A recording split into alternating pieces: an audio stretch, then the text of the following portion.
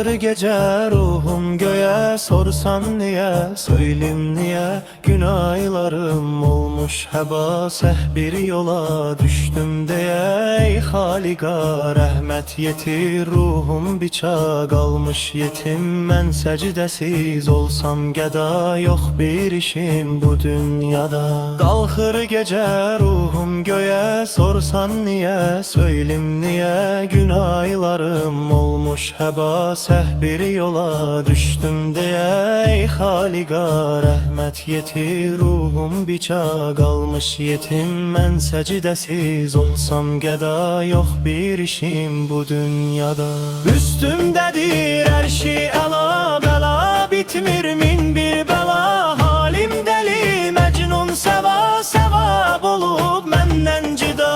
Üstümdədir hər şey əla bəla, bitmir min bir bəla.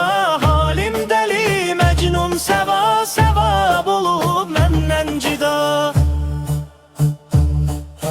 Çox ağladır dərdim məni, qoy bir deyim şərtim nədir? Qurban ola var dövlətim, əfv eyləsin Rəbbim məni.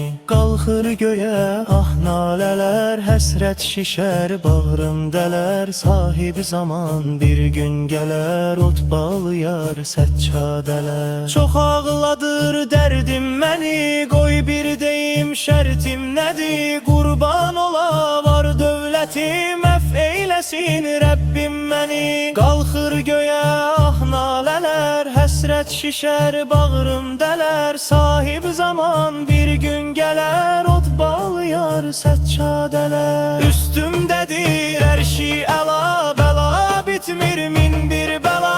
Halim dəli məcnun səva, səvab